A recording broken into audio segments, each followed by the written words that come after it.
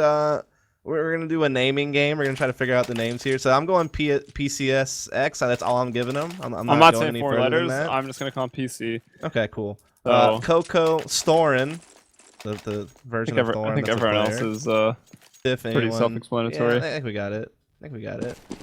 So looking at ROG, they are 3-1 so far in CEVO main. That means they've just played 4 maps. It doesn't seem like they use an Opper all that much, and you probably wouldn't see here on Inferno. Anyways, everyone's best weapon across the board is the AK-47 and a couple A1S users. But we'll get back into that after the pistol round. Already Stiff and Anyone have brought down 2 players. Monta there for eSuba, trying to get them back into it. Stiff still holding on, will now finally back off, and Coco is still just chilling inside of the bomb site. Right.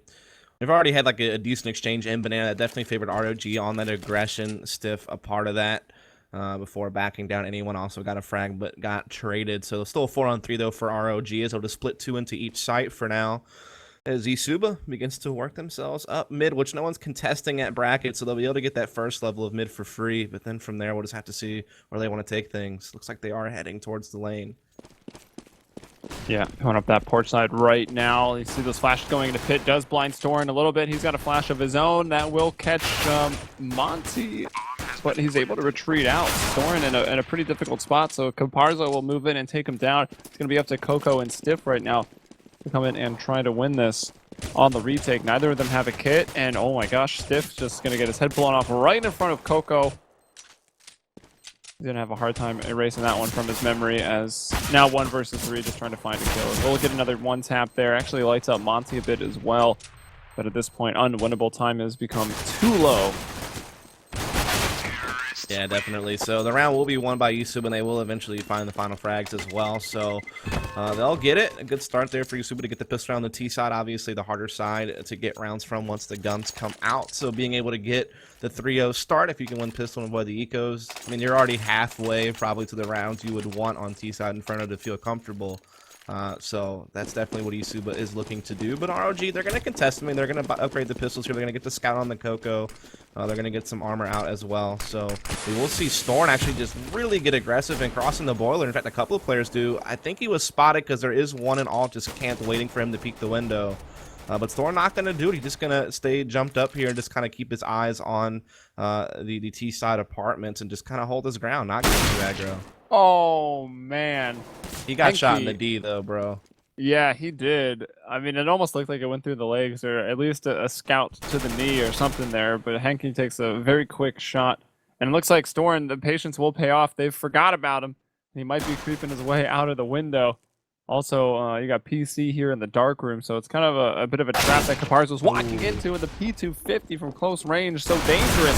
Now Storin going to move down the steps, trying to get close with that 5.7, but will be taken out by the UMP from RDO. And Stiff from inside the site. Again, pretty costly here for eSuba.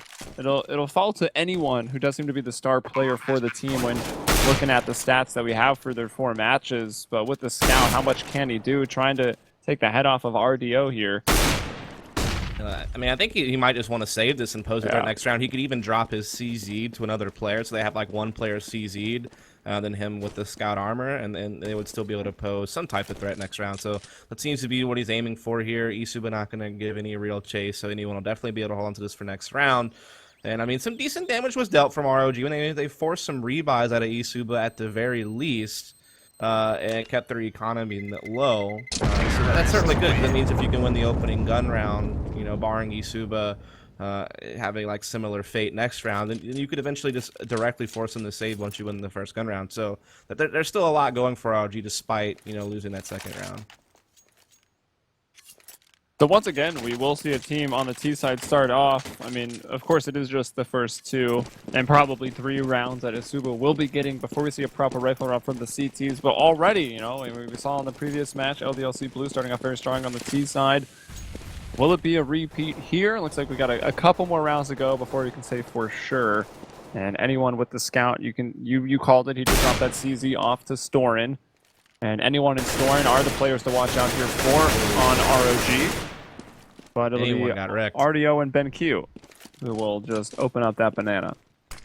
Indeed. I mean, the scout getting caught at car, they're also in an aggressive pistoler found out as well. So things working out pretty well for eSuba here. Only Storm left. We'll push it to CZ. He will get a kill and grab an AK for his efforts.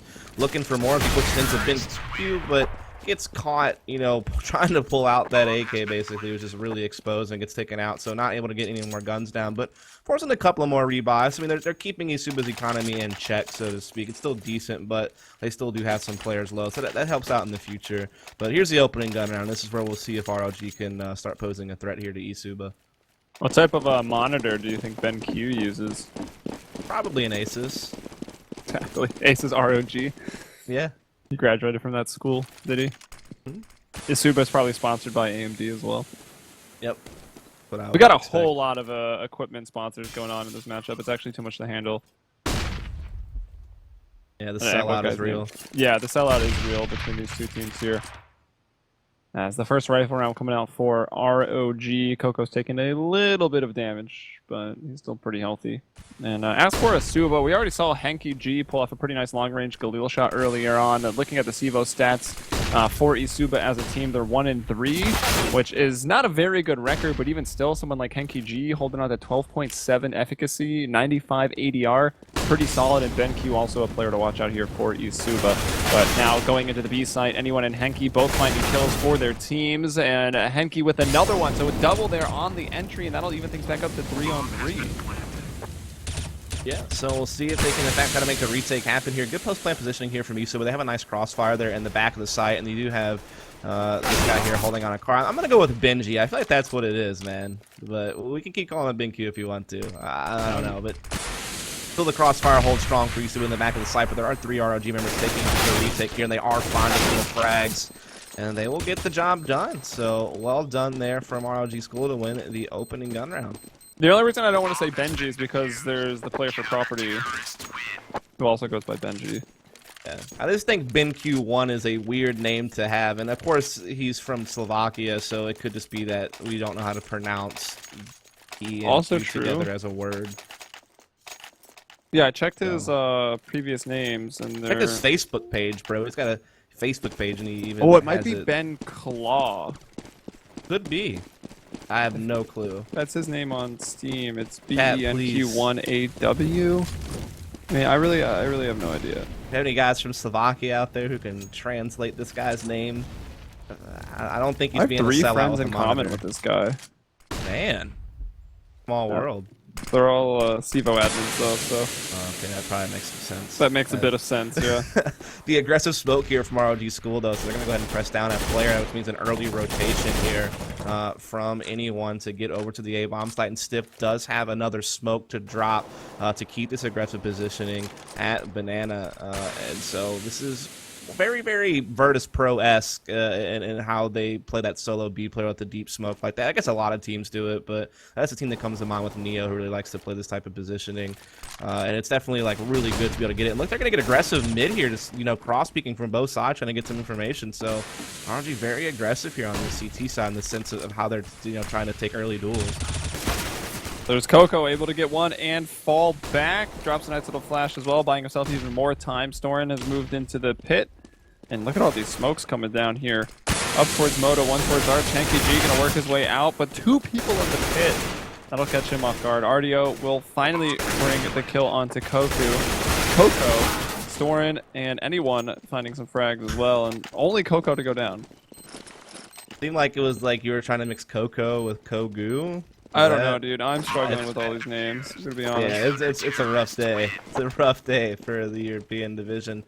Of course, we do have some NA main matches going on later tonight as well, so you can definitely catch some more CS tonight, and then we'll hopefully get back with some of the Pro League coverage later on this week. Obviously, a lot of the professional North American teams are at a LAN right now with one out, so no pro teams really available to play the NA side of things, and of course the European schedule quite busy as well these days. So the qualifiers going on right now. Right, so like I said, we'll definitely get back to Pro League coverage as soon as those teams are available to do that, but still cool to kind of dip down and check out some of the amateur teams who's trying to work themselves up the ladder, so to speak, and get into the Pro League at some point. And you have eSuba here on a force buy with some pistols, looking like they want to do some type of banana execute here soon. Yep, anyone posted up at the spools. Coco over towards Newbox, so they try to get themselves with the crossfire. Smoke gonna go down at the first oranges. That'll allow them to try to just get in there and plant that bomb real quick, but Stiff and anyone will spot them, and oh my gosh, Stiff making that rotation over. Molotov, or Incendiary in there. That was a disaster for eSuba. Yeah, it's pretty much a massacre there. I mean, you could see what they were trying to do. They weren't putting the smoke up on CT spawn. They were putting on the stairs and just trying to plant inside of it, and it just didn't work out. They got caught before they could even get started. And so that has been ROG being able to win out the first, 3 gun rounds since the guns came out to play in a row. So great recovery here to tie things up. eSuba back to a full buy though. They got the AKs across the board here. And looks like they're getting pretty heavy inside the alt mid for now. They're going to drop the bomb over there and just kind of take some peeks at mid to try to get the apartments control. CTs don't seem to really be contesting that. They're just kind of doubling up on the lane. Might even be doing a boost on top of this porch. That looks like that's exactly what's going to happen. And they have 3 at B for now, so really heavily stacked towards that side. And, I mean, Stiff's the only line of defense with no... I mean, I guess he has someone that kind of bait for him here at lane, but this is definitely a really weird CT setup that eSuba might be able to capitalize on. Yeah, and those flashes were too much for Stiff. Even though he's got the advantage, being up there on the porch, he falls without finding a kill or even doing a point of damage. So eSuba able to just completely swarm into this bomb site. And that'll put all of these CTs, you can see them running down Banana right now. And we'll actually take their first right over into Terrace spawn. Gonna save these guns. That's just weird to me. Like, I mean, I can understand wanting to play 3 at B, but I feel like if you're going to do that, you should be doing some type of aggression. Like, playing passive in the site with 3 players at B site, especially when you have no information on what's going on across the map, seems really risky to me. And on top of that, if you're going to play a player boosted porch, I feel like you have to have some type of crossfire with that because he's in such an exposed position. You got to have someone like Closet or Artside or something, just being able to put a peek on mid to help him out. His teammate being underneath the porch. I mean, that's a good bait setup. Like, if you have one low and one high, it kind of throws people off. But you have to have that crossfire implemented as well to really make that work optimally. So I feel they were trying to do 2 different CT tactics at the same time is the point I'm trying to make. And they just didn't flow well together. All right, so Storin will find that op here on to the CT side. Generally, really the only time. Only a few teams will really try to rely on an op on the C side.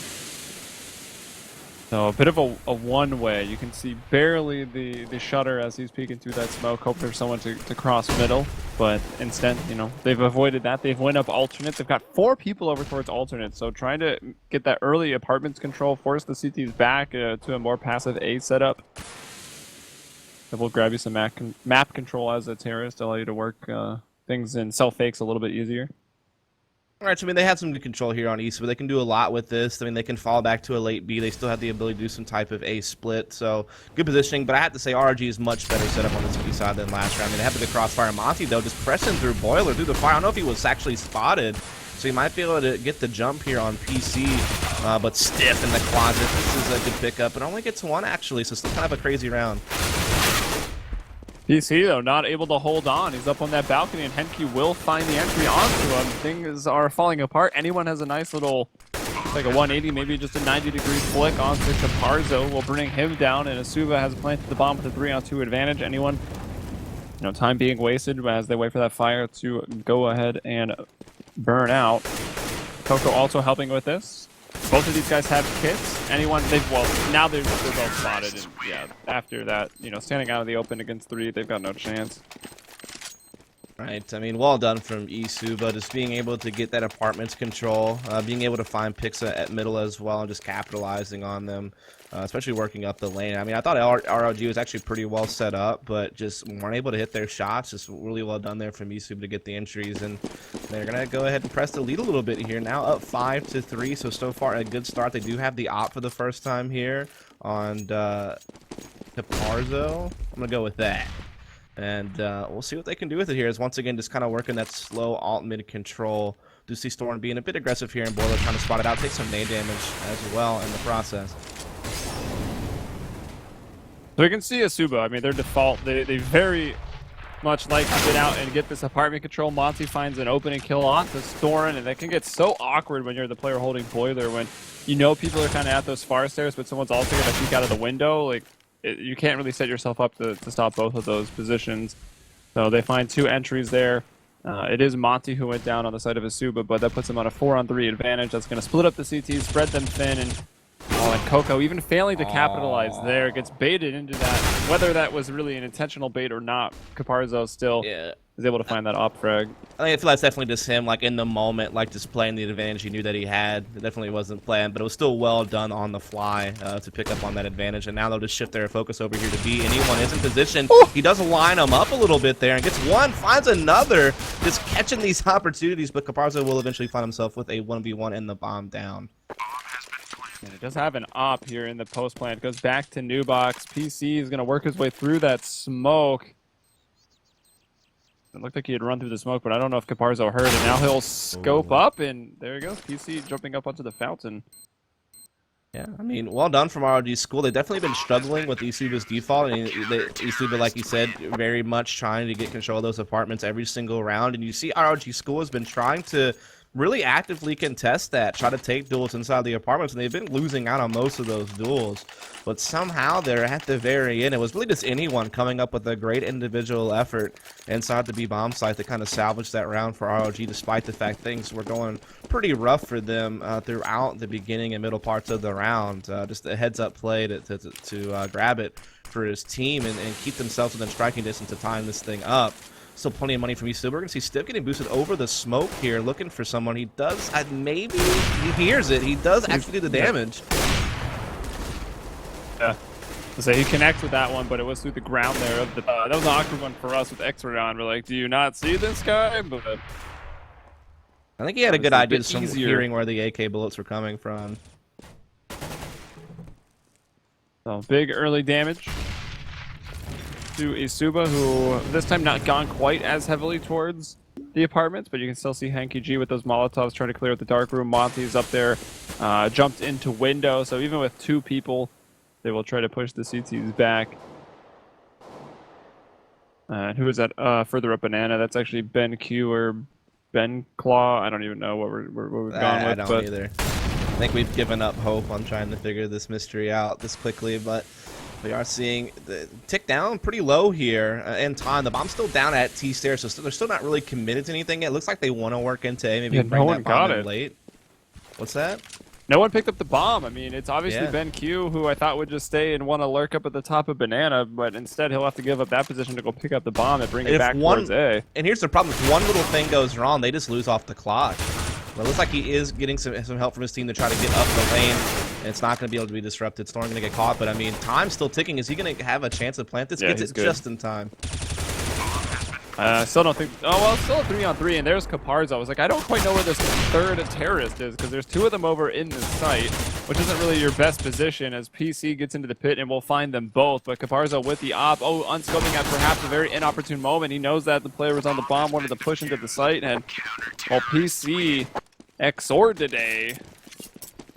4K.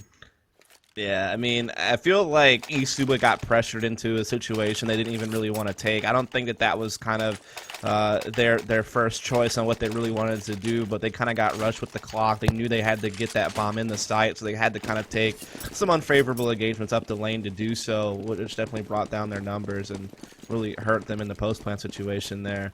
Especially not being able to clear out pit was a pretty big deal there towards the end. And now they're just buy up what they can. They got that bomb plant money, so they're still going to try to buy up what they can. It does include just a couple of pistols, so a little bit of a handicap there. They still do have a decent amount to work with, and it looks like they, again, is very heavy inside the apartment. So we might see that tactic we saw a few rounds ago. They just tried to kind of split up the lane with this posturing. Oh, there's Stiff, though. Going to bring down, actually, PC helping out with that next one. Henke, though, always somehow able to get an entry. Does find PC, but that was the only kill that eSuba will find. And that is now going to mark 3 in a row here for ROG. The second time they've actually got 3 in a row together. eSuba, though, already with 5. I mean, they started off strong with the pistol rounds. I mean, I guess they've actually really only got 1 rifle. I think there might have been 2. And what is that, round 7 and 8 might have actually both been rifles from the CT since they did have 3 in a row. And it must have been since they had 4 people living on round 5, 5 on round 6. So 2 rifles plus, you know, your pistol in the next 2 for eSuba. Maybe 1 more rifle round and 6 rounds. They could be pretty confident about their terrorist half. Yeah, I would think so, as eSuba is going to be on a bit of a save this round, but they have found a couple of kills here at Banana, but ROG for the most part look like they're going to hold it out. But as soon as I say that, they actually get into a 2v2, they pick up an AK, and they have an open B bomb site to plant the bomb. So this has actually gone a little bit poorly for ROG, who put up a great defense last round, right? Just having that double pit setup so good against those lane hits, they made it work. But now, I mean, they're in a round where they're really struggling despite the fact they had a huge advantage going into it. It's now been equalized. Oh, and they're pushing through the smoke right into Ben Q, who, well, unfortunately will not be able to find a frag. Does go down through the boards. Nice flash from RDO to buy some more time. And there he goes in a spot to find that opening kill. Both these players are... Oh, no, sorry, it's RDO who is quite low. PC going to get on the bomb. RDO, oh my gosh, he pushes through, gets the kill, and then the fire immediately afterwards. Yeah, that was crazy stuff. So everybody dies. You could tell there was a lot of quick thinking there. I mean, from RDO to try to kill a little bit of time with a flashbang, you know, get the kill and fall back, and then he was forced to push through, you know, an incendiary or a Molotov, whatever that was, to get through and try to get the frag. So that was definitely a little bit hectic, probably a little bit stressful there for him, but he pulls it off, and I mean, that's basically the final round that. I mean, I feel like the final round eSuba needed to feel comfortable with this half, right? I mean, even if they lose out from here, they got 6 rounds. It's pretty decent. Anything else they get is just icing on the cake at this point. And they do have ROG kind of on low equipment value this round. And yeah, as you said, anyone taking a lot of damage there. So this is a good start to maybe get a 7th round. That it is. Monty with the entry here. Coco will now throw one of those smokes. He'll try to... I don't know if anyone had a smoke, but... Thought for a second that Coco was just moving forward to try to pick up another smoke there to, again, just buy some more time off the clock. But it was not able to do so. As a rotation coming over, no. But we can see that PC... Oh, it's already there, actually. PC is pushed up pretty far into the apartments. And now here's the full B take. Molotov smokes going over for eSuba. Monty running in. Will catch Storn on full retreat. There's another player, Coco, on, well, I guess the other side of Dark here. He's in the light. He's actually in a very, very good spot. Everyone has walked right past him. They're thinking there's only one in the B site. This is very, very ninja. That smoke is clearing. Oh, that's unfortunate. You're having to use 14 bullets for that kill. Still somehow brings in that second one. He wants to get over to that AK, but he cannot. Caparzo will shoot him in the back, and Coco almost made a pretty sick round-winning play right there. I guess he would have had to ace.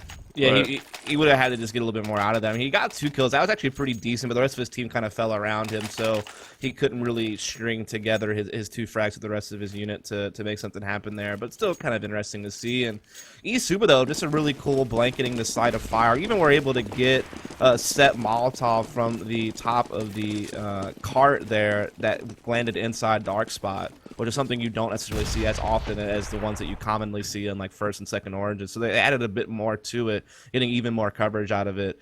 So well done there for them. And now it's, you know, a couple of rounds left, only in the half. And RG again forced to get full save this time. So eSuba could really put up a big lead in this half now. Yeah, and I like the Molotov heavy B takes. See a lot of teams doing that these days. I feel like Keyed Stars was one team that does it quite a bit. They seem to have the pretty heavy Molotov takes into B. It definitely does a lot to disrupt that positioning, you know, around the fountain, which is like, there's so much stuff in the B site that's so easy to just hide behind that when you put those Molotovs down, it forces the CTs out of those better spots. Especially getting one on at least dark be caught corner. on transition.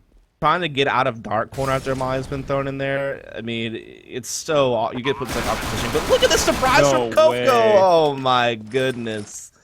Exactly. No way is what we were thinking the whole time. Just no one paying any mind to construction there as the bomb was being planted, and they get burned for that. I thought that round was in the books for ROG. We're kind of just talking about strategy, thinking that eSuba had that one in the books, but little did we know that Coco was on a big movement there and gets unchecked and makes a big play. So 7-7. I mean, Terrace at this point, you got to be pretty confident, feeling like they've already won the half, but in terms of the numbers, it will come down to the last round to see who will get 8. The op is coming out for Storin. It's like the 2nd or 3rd op that we have seen. We did get to see Caparzo use one for a few rounds, and I think Storin's had one a previous round. But here we go. For round 15, Storin, does he want to peek out into that? It looked like he was thinking about it. I mean, he's playing the edge of the smoke here, hoping he's going to be able to find something, but eSuba's not giving it to him here, as they do once again have that compartments control, so really back to their default, really back to their roots as far as how they want to play the map, and it looks like it's going to be one of those strong lane apartment splits that they've been doing quite a lot, but no, they actually take an opposite approach. They're going to try to go up arch first, grab this guy Moto, and then come out the apartments. That's what they're looking to do, and so far they're finding the kills. Caparzo will find Stiff as Stored was trying to pull back to Arch, was not quite able to land any of these shots. Now the Terrace going to move their approach up to the porch side, and Caparzo still over there at Arch will find Coco. So now it is only anyone trying to make that rotation over, and Caparzo with a nice 3K to close out that round, and that's the half for eSuba, 8-7, as they now get to flip over to the stronger CT side here on Inferno. Yeah, I mean, really big half for them. I mean, obviously, in the first game of the day, we're talking about how LDLC Blue was so successful on their T side, just based on these really heavy side executes with really good smokes. Really, for eSuba, they definitely did have some heavy executes, you know, like the Molotov coverage on the B-bomb site and some different things like that. But really, what was most successful for them was just this really default mid, you know, control with apartments control combined in tandem, and just being able to kind of manipulate people's positions, like put pressure at Arch to pull Moto off and then come out of balcony. So just kind of doing these more slow pace tactics were actually where they really found most of their success. And I mean, they put up a good half. Being able to get you know, 8 rounds on the T side is quite the accomplishment. That sets them up really well to be able to, you know, win this map, actually. All right, well, here we go over to CT spawn. Take a look at these CTs, as I feel like our cameraman has had way too much juice today. He's just like hopped up on sugar and is flying around the map, making us all nauseous. Thank you for that. As here we go. Nades down, so some aggression, hoping to catch some terrorists, you know, looking to give an early peek or work themselves into that pit. But actually no damage sustained here from ROG.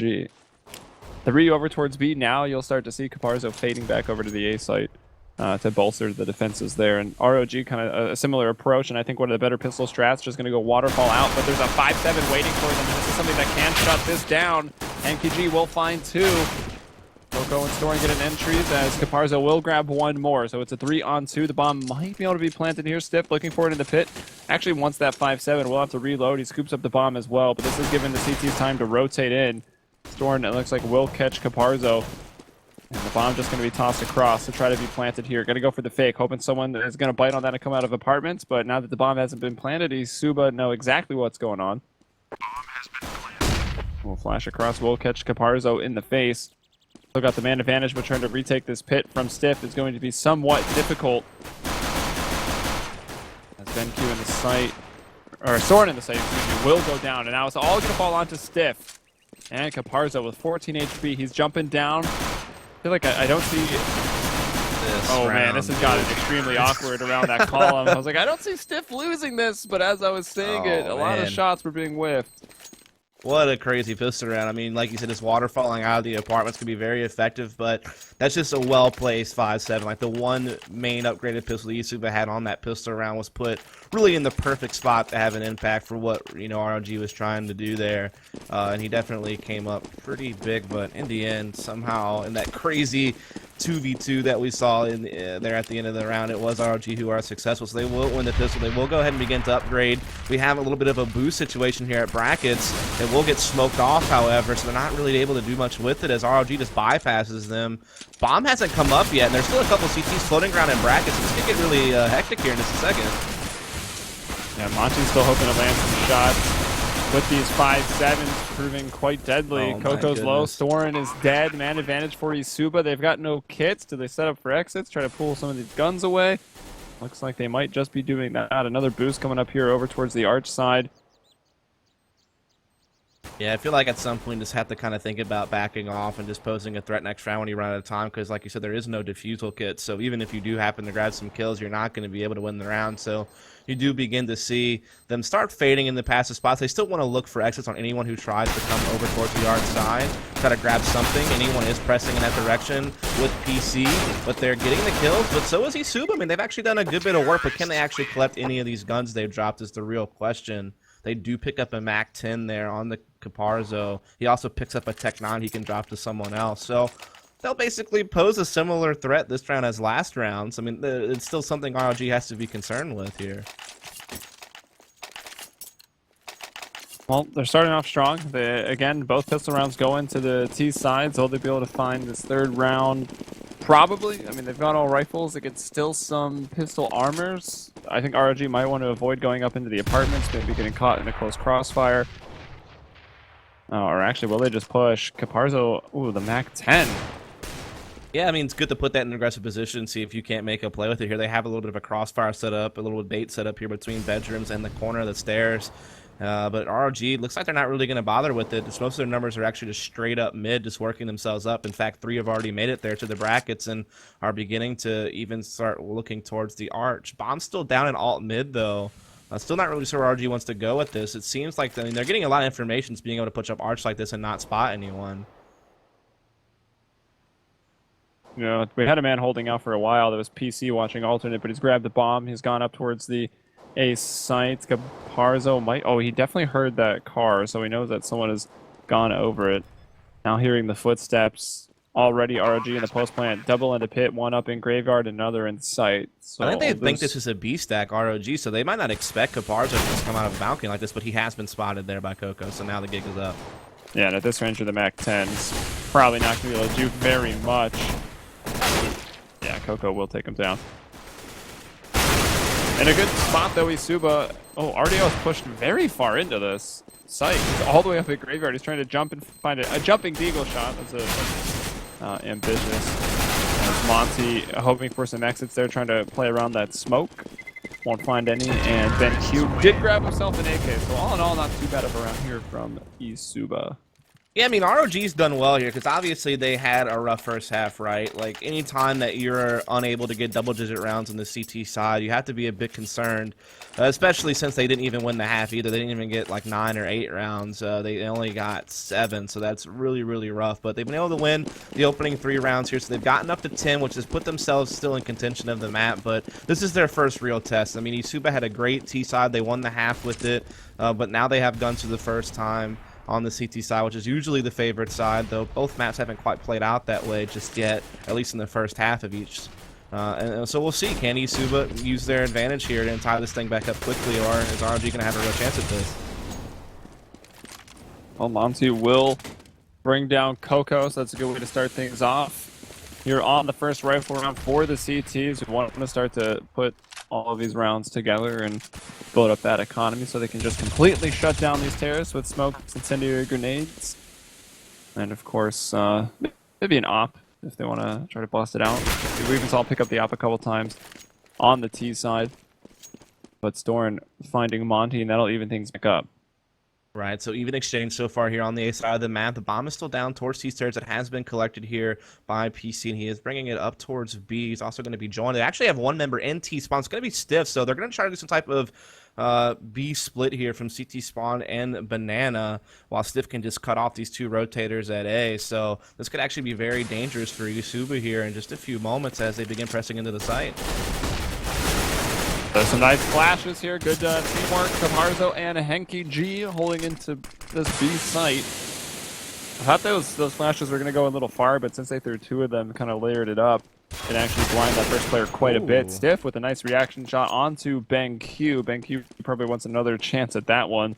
He's got to be upset with himself, as that was a very important kill that evens it up 2-on-2 and lets them get the bomb down with Stiff lurking in a pretty good spot. Will find Caparzo, and now it's all going to be on Henky G. He was quite a machine hitting his entries on that T side. Now he'll have to do it as a counter-terrorist.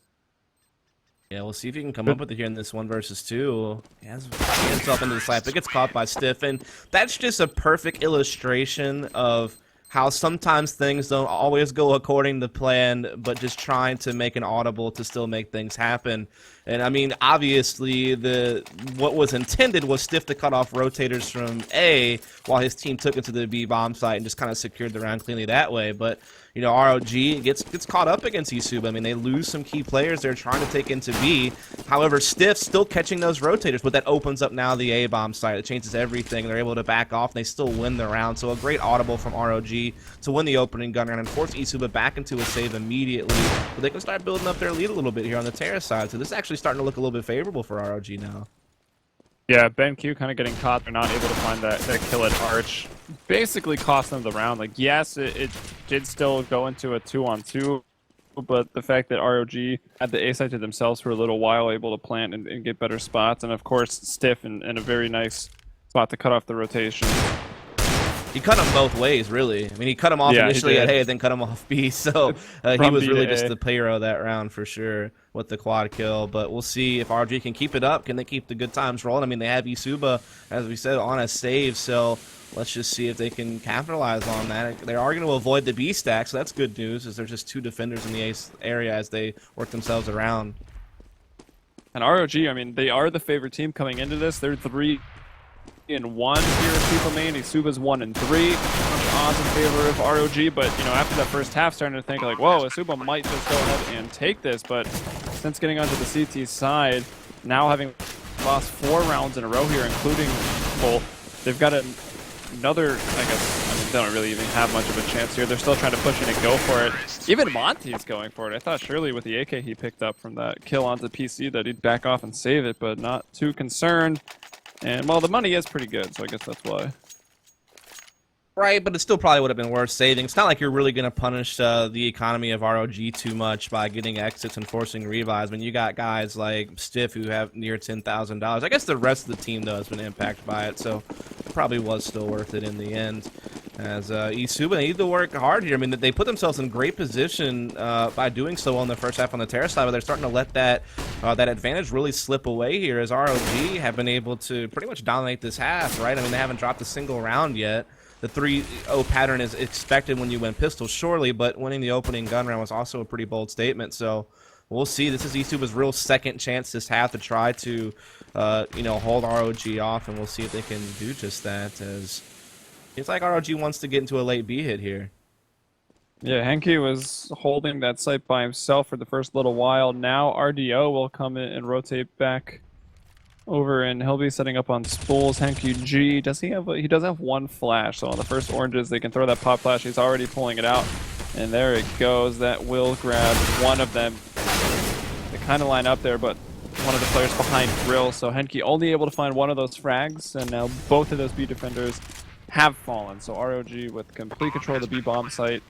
It's a 3-on-4. I mean, it seems like they don't have too great of a chance trying to go for this, right? But at a certain point, it's starting to get pretty late. They do need rounds, so yeah, it is now the time you want to go for it, though, is the question. Because I mean, they are on maximum loss points. They are getting $3,400 in next round, but there's so many guys like below 1,000 that even then you're gonna have to basically force buy.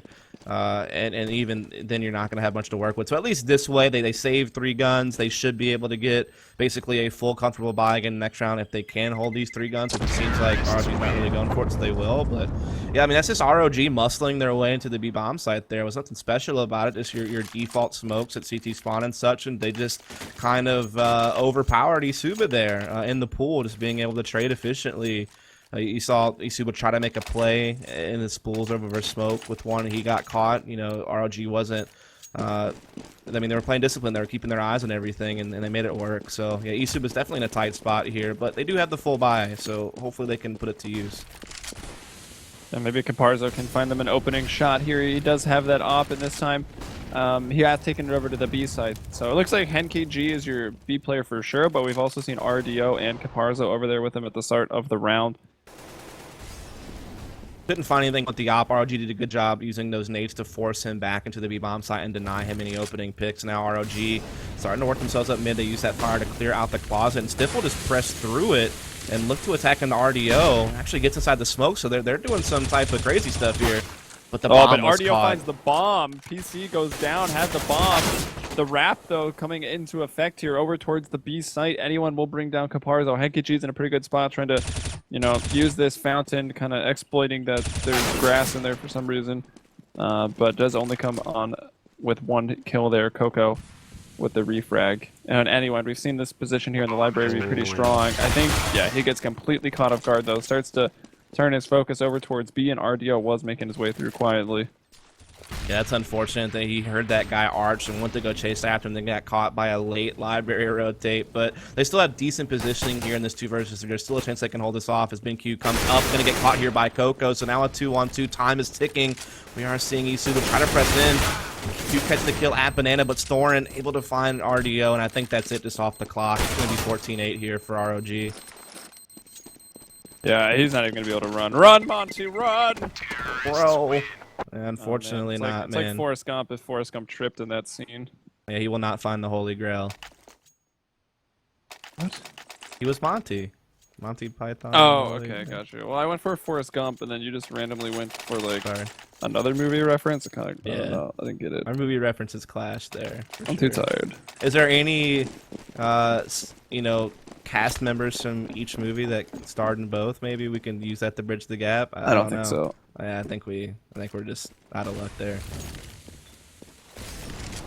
Okay, so getting close to the end here. ROG on the T side. Apparently, we're very prepared for this T side as well. Monty, however, out of the apartments, does find Storin and gets information that the bomb is, you know, over towards A. But anyone says you can take that information and you can put it in the bin. He finds 2 headshots, brings it to a 3-on-3. But now RDO from the back of the pit will bring him down.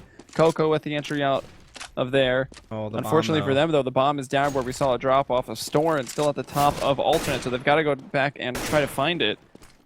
Yeah, this has been a crazy round. Very hectic, very fast-paced. Just a lot of exchanges due to the aggressive nature of eSuba and ROG chasing right back to keep equalizing it, and it's been equalized here, but eSuba does win that 2v2 to finish it out. So finally putting a round on the board, and not a moment too late, because it was really starting to look like ROG were just going to run away with this thing, and they still are in really good position. I mean, eSuba has to win out from here if they want to win within regulation, so there's definitely a huge weight on eSuba's shoulders to try to perform here on the CT side and find a way back into this thing.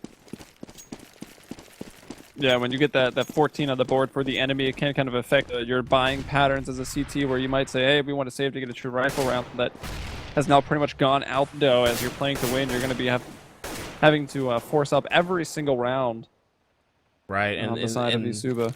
The money reset risk is real right now for eSuba. I mean, you could see they had to force out of FAMAS here, and I mean, if they don't find this, they have nothing to contest RG going to the W. But doing well this round, they found the opening 2 kills. And maybe a third. That smoke starting to go down, and Caparzo will get one more. That's Storin once again with the bomb. He'll drop it. TC goes in to try to pick it up. HemQG is there to spray him down. It is now just Stiff, who, for a second, I thought he was lagged out because he wasn't turning from that. And yeah, he was just trying to be sneaky. But I feel like ROG just really tried to force the issue there at Banana. Like, they didn't even give themselves any other options, and that really plays into eSuba's hands, who are in tough economic times. I mean, I feel like that's a round as a terrorist where when you realize eSuba's money has been reset and you basically have them up against the ropes, you have to take your time in a situation like that rather than just kind of risking it all on one push and just, you know, constantly forcing the issue. All right, so again, eSuba's still in a spot where they want to try to win. They've got into the double digits, so you can, you know, officially consider it pretty close again. Oh, I like this, not officially boosting up onto the porch, just playing behind it. But if you only get 1 kill, I mean, that's a position you might want to play with an A4. Only able to spray down 1, and it would be a shame to lose here against a Tech 9 rush that didn't really even have any armor behind it. It's just Stiff that went in for some Kevlar, and he's got himself a FAMAS. Anyone with an A1S, and I mean, retaking into the A site, it can be so hard to do when terrorists are able to get into those good positions. You can see double pit once again, 1 player up in the apartments, and Storin is just flanking them right here. And this looks like where it maybe is all going to fall apart unless some good shooting from Caparzo, and RDO will put it back into it. The bomb will be tapped. Time starting to get very, very low. RDO finds 1 more. Stiff, though, still in the pit. Yeah, that's just rough because his teammate already bailed to save the AK, so he pretty much got left in an awkward situation by himself where he really couldn't do much. I feel like at that point you both have to kind of commit to the same thing. Like, they either both should have fell off long ago to save their 2 guns, or you both just have to go for it straight up. And then they kind of had their eggs in 2 different baskets there in a situation where you really needed them all in one. You know what I mean? So yeah, that definitely hurts them. But they get a double op out here, so that's going to be interesting to see if that change up might catch ROG off guard. Quite a change. Maybe it will. Both Yeah. of them. I think RDO towards middle and Caparzo over here at B both hit their shots. They're going back in for another peek. That might cost Caparzo his life. He narrowly escaped 37 HP. Coco eating some grenades and having pushed through that smoke. He will bring... Oh, wow. Some friendly damage there, actually, onto Henke, as he will fall to Coco. Caparzo at second. Orange is also going to go down. Storn finds that one. RDO rotating over with his op. Second kill for him on the round. And they can't even safely plant this bomb just yet here. They finally will get PC to go do it, but he's going to get spammed down by one CT spawn. Meanwhile, Coco trying to hold off the construction rotation. Has been able to do so, so the bomb will get planted, but it's still going to be a tough hold here with low health on Coco and the man disadvantage, and yeah, he does go down. More Molotov grenades and flashes going into the site, trying to get DC to move. There's one into Dart. It's probably determined it's new box and RDO, man. Big 4K on the round with that op. Those double op setups, all 5 kills go into the ops.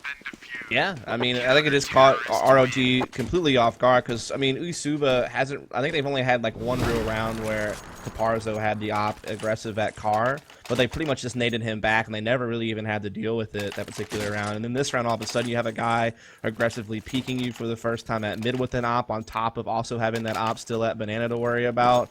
And I think that just, like I said, just caught him completely off guard. That's a great moment to bring it out, you know, right when you have to win the round or the game is over. And they get it done and they force ROG onto a force this round. So, I mean, they're going to put this thing within 3 rounds of tying it up and putting it into OT. So, I mean, this is not out of the question for eSuba. They've done well to kind of hold on to hope of making this map maybe still work out.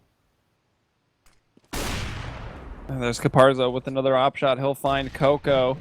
This was just a Tech-9 Kevlar push here for ROG. They'll flash Monty, but he's able to retreat back. Did spot one at the top of mid before he got back safely into the A site.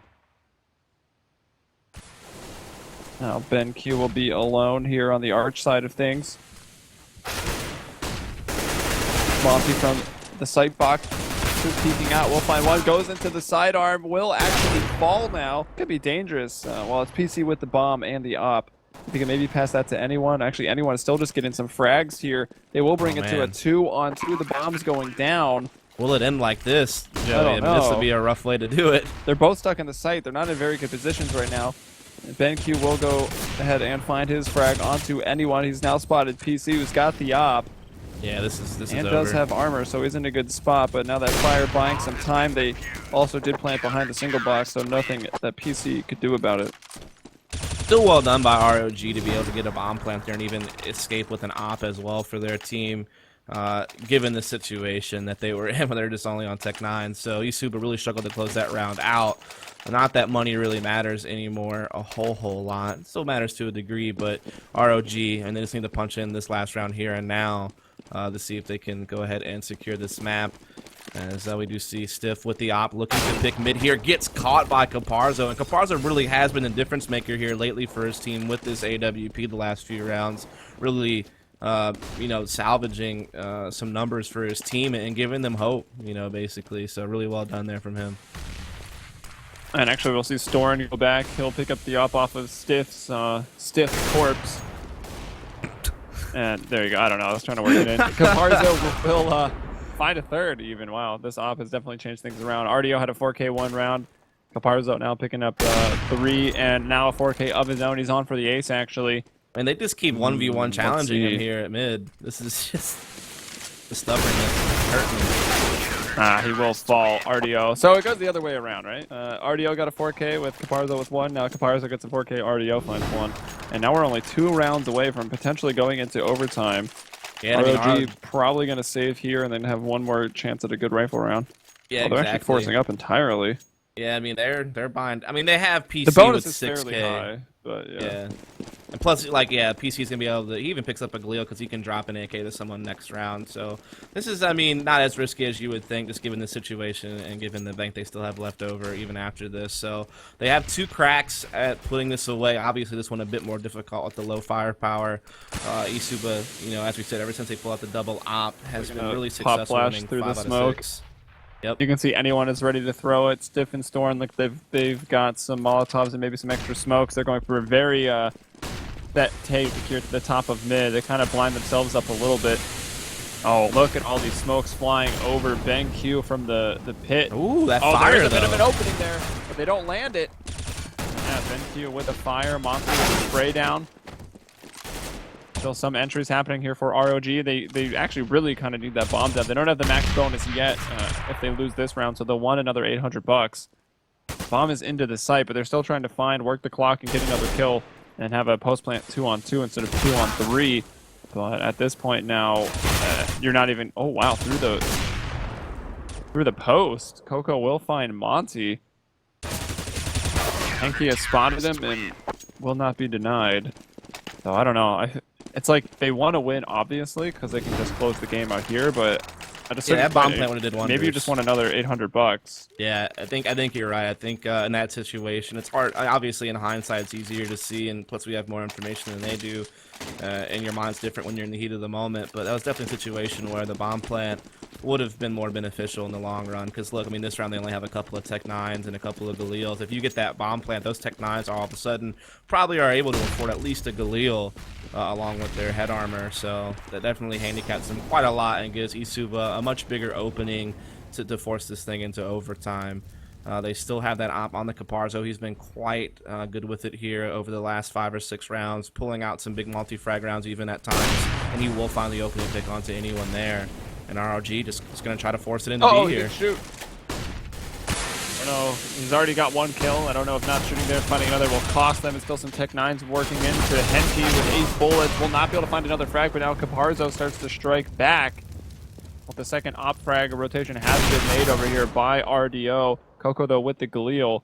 And once again, they've got a 2-on-3 scenario. Now, at this point, it makes sense to go for the second frag to get it to a 2-on-2 post play, because you're going to OT if you lose anyways, and PC will do just that. He finds 1 frag. They've still got to scoop up that bomb. It's in a bad spot, too, though. Like, it's so hard to grab this. It's so exposed. They don't even have a smoke to block all CT spawn. Just 1 flash. Yeah, so this is really rough, but PC is going to, in fact, grab it. He will slip back in, but Coco at such low HP as his cover player. And, yeah, I mean, this is such a difficult situation. Yeah, they found a smoke. They did. Must have been on the corpse of Henke G there. I think that's where he died. They get the bomb down. See BenQ kind of working his way over those first oranges. Coco set up with the pop flash, and PC playing on second oranges. Oh, if he peeks out, he's going to find that kill. He will grab it. Now it's BenQ in a 1-on-1, and he gets them both. Coco was the lower player, and BenQ, the player that you probably didn't want in that situation. That was only his 10th kill. Everyone else on his team at least 24, but he's able to clutch it out there and take it into OT. Yeah, I mean, that was a big play from him. As you said, he's been struggling pretty much all game long stats-wise. It comes up with a huge play there in the end to force this thing into overtime. And so overtime here, it is an MR3 10K start money. First to 19 will be the winner. An 18-18 split would lead to a second overtime. And this game has been quite a crazy one, how the rounds played out. I mean, I think we feel that both teams kind of underperformed on their CT side. However, in the end, it was eSuba doing just enough to ensure the overtime. Although the underperformance could just be because their economy wasn't extremely strong. Both terrorist teams had a pretty good opening with the pistol. Maybe not the first rifle. I think ROG got the first rifle on their T side. They had like 6 in a row, but eSuba lost the first rifle on their T side, but then won right afterwards. So CT money was in turmoil for both sides, and that could have taken an effect on regulation play. But now that you get into OT and you've got all this money, that's when you would expect the CT side from both of these squads to be, in tip-top shape. So let's see if that is indeed what we get as we head into the first round of OT. I mean, there is that fear if you mess up really bad in the first 2 rounds, you are kind of saving the third round as a CT. So, I mean, the economy still could be a factor, but you're at least not starting out that way. You're starting out with the gun advantage. So we'll see if they can, in fact, do something here on eSuba. They already accomplished a task of forcing the OT despite how things were going, where it looked like RG was really going to be able to win it there. They make the comeback. And can they keep that storyline progressing, though, and actually get the win? As RG are just working default positions here. Aggressive Caparzo with the op, though. He's been so deadly with that op lately. Man, it's just really caught RG so many times. Well, Stiff lucky to be alive right there. He will find a kill onto Monty. Stiff able to retreat back with 4 HP, but now is taken down with an op. So a bit overkill, and the damage for just bringing home that kill And Caparzo is going to be able to fall back off. They're going to roll into a double pit setup. Well, Caparzo's trying to go out to the truck, and it will be BenQ who will find a very confused Coco, just trying to bring down Caparzo. Good shot from pit. Caparzo's moved into the site. He'll get another op shot, 3, make it 4, and that's the second 4K for Caparzo, a third 4K with an op for eSuba. Yeah, I mean, and Caparzo has just been an absolute monster lately. I mean, we saw him there in the last 8 or so rounds in regulation, really putting off some big plays to help eSuba tie the thing up. He's top fragging for his team overall as well, of course. And now the first run of overtime, he puts down a second quad kill for himself throughout this match on the CT side of the map. So this has just definitely been some big play out of him lately. So trying to get that banana control. This now Caparzo over towards B is standing in the fire. We'll have to retreat out. Takes quite a bit of damage from that. That leaves RDO alone and without help, but he will still be able to find one frag. And again, Stiff pretty low in the round. Caparzo posting up at CT. There's no smoke here. Finds one and another. Stiff still trying to look into the site. Caparzo pulls out the P250. This man is unstoppable. He will even connect another op shot there, legging that last player PC. And eSuba 2 in a row now. And even the terrorists are going to have to go into AKs and limited nades, having lost 2 in a row in OT. It's just the Caparzo show right now, man. I mean, Pretty he had a quad much. kill first round of overtime. That round he has a triple kill, and on top of it, doing so much more damage to other players for the assist. So he's just been absolutely the hero for eSuba. Yeah. Brought to you by said that. Intel, Asus, and BenQ. Yeah, I feel like I just really missed a huge pun there that you were able to capitalize on. I mean, most people can't step to my pun game, so it's yeah, okay. I mean, it's understandable. At least someone got it in. And look, again, Caparzo, he's got the opening frag all 3 rounds this overtime. Will it turn into another multi-frag round is the question. Probably. Maybe. I feel like precedent has been set. He probably will be finding another kill. Unless his team just with shuts that him down up. today before he rotates. I mean, there's that possibility. And eSuba, to me, honestly, I thought their T-side looked really, really good. Really slow, methodical, taking that apartments control, able to take off some set executes onto the A or the B site. So 3 in OT here would mean no mistakes available to ROG on their CT side. And I think eSuba can close this out. I really think so as well. But, I mean, we did see both teams have decent T-sides, so there's still hope. In our CT side, so there is some hope there for RG, but yeah, you got to think that eSuba has this one a pretty good advantage. They have a lot of killing going on here on the Arch side, but it is eSuba who comes out with the main advantage at the end of the day. Time is starting to tick down as well for RG, so they need to make a decision here quick. They're pretty split up on either side of A right now, still trying to bring that bomb up. That double pits up is going to be so nasty and to it's deal been with. every round. I feel like they should maybe even be able to realize this and just say, hey, let's book it to B. But now you're running into the double pit setup again. Stiff at least will find one, but now time is getting so low. Stiff has the bomb, but he's all by himself. BenQ just wishing he was a little bit taller as Stiff. Well, maybe not. If he was any taller, that would have been even easier of a shot. Stiff, though, hits the hard one. Will get the bomb down, 28 HP, trying to hide behind the column. That's not spammable. The box is, but it won't matter. Henki G with the kill. And a 3-0 half here for eSuba. They will just need 1 on their T side. It was just one of those situations where RGI just did, like, they were so worried about Caparzo's op, obviously. It had been dominating them towards the end of regulation. And the opening 2 rounds, he got 7 kills between the 2 rounds with the op. And they didn't know where he was at either, right? Like, he got 1 quad kill round for being aggressive in the apartments with the op and finding picks and falling back and just playing the mid. Then the second round where he got the triple kill, he was playing bananas. So they never really knew where to look for that op, which was obviously on their minds. You definitely made a good point that, you know, with that double pit setup that eSuba was playing, it was just going to be so difficult to ever be able to really work A properly. And so maybe B was the better option, but they had just gotten shut down at B the round before, and thanks to Caparzo's op and some good rifle work from his teammates. So it was one of those situations where it felt like all sides of the map were closed off to ROG. Like, they just couldn't find any openings, period, throughout that OT. And now they have to have a matching perfect CT side to fit this into a second overtime. But I think, as you were mentioning, eSuba looked a bit more sure themselves on the T side. I mean, obviously, they both, at the end of the day in regulation, wound up with the same amount of rounds on both halves. But it did seem like eSuba's rounds were a bit more convincing on T side. They seemed a bit more sure of themselves. Oh, we'll see what they could do here. Starting to buy up here in full. Everyone going for all AKs. ROG not going to pull out an op. They will stick for all M4 A1Ss. We saw Store an op a couple times, but not having quite the same success that Caparzo and even RDO having a pretty solid round up.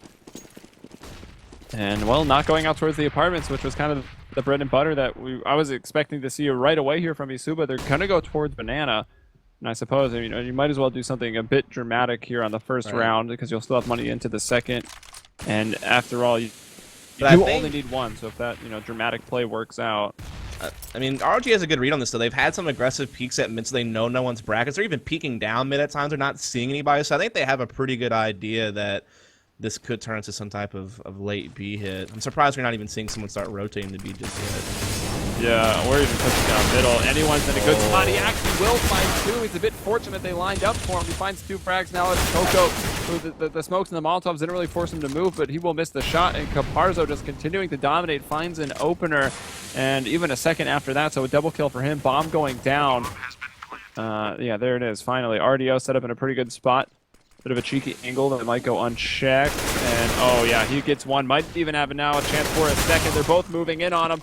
PC will get RDO. It's Ben Q and Caparzo up against PC and Stiff. Ben Q going to be playing up against the wall. Oh, it's still smoked. He's going to push through the other side, and he will see him as the smoke starts to dissipate. That's what PC all alone. Caparzo from behind the column will get his third kill. And Caparzo, man, he starts bringing his A game. He almost dropped a 40 bomb. 39 kills going into the end of the first OT. And it was a short OT, right? Only 4 rounds. Yeah. Right. eSuba won them all. Yeah, I mean, Caparzo just came alive for his team there towards the end of regulation, and he never let off either. I mean, throughout the entire overtime. I mean, here's the thing. He played 4 rounds of overtime, and in 3 of those 4 rounds, he got at least 3 kills. So that's just a huge impact to have when your team needs it most to close out in overtime and secure a victory. So, yeah, just really well done there by Caparzo. And everybody else obviously chimed in, too. And there were several people in the mid to high 20s. So there was definitely some good production out of the whole team. But it really seemed like it was Caparzo who kind of stepped up there in the end to kind of secure it for his team. Yeah, so a pretty big win for them, as that'll make eSuba in 3, I believe, and now ROG is 3 and 2. So eSuba's kind of, you know, making that comeback here into CEVO main Europe. And make sure to come back, because tonight we'll have some more action. CEVO main here in NA starting, I believe it's 9 p.m. and 10 p.m. Eastern. We've got Immersive Esports versus Momentum Gaming, and Noble Esports versus Frag Machines. Anything to say about those 2 games, Dust? Yeah, I mean, I think you'll see some familiar faces, at least in the Noble Esports versus Frag Machines match, like some people you've seen either at the ESL1 Cologne qualifiers for NA, or just some people that used to play professional CS in the past when it comes to the Frag Machines people. So that definitely will be a cool match to watch. Off the top of my head, not so much sure about the first one. I don't know if I really know as much about those 2 teams. But yeah, definitely still some decent NA matches to watch tonight. That starts in about 4 hours from now, 9 p.m. Eastern time. So definitely check that out, and we'll be back to some Pro League coverage starting tomorrow. Tomorrow we have King One taking on eFrag and Penta versus Hellraisers for EU starting at 2 p.m. Eastern time, and then for NA tomorrow night starting at 8 p.m. Eastern time, we have some NA Pro League stuff going on there as well. So back to the pros tomorrow, but still some amateur stuff for NA later tonight. So thanks a lot for tuning in. Please be sure to bookmark and follow up for your daily CSGO coverage. Also get some follows over to me and Helium on Twitter. We'd appreciate that support, as well as following CEVO and MLG at CEVO at MLG on Twitter. Appreciate your feedback and comments there as well. Also shout outs to the people behind the scenes, Kevin with the expert camera work, and then Alex handling all the production. And without further ado, we will bid you farewell for now, but catch you later on this evening.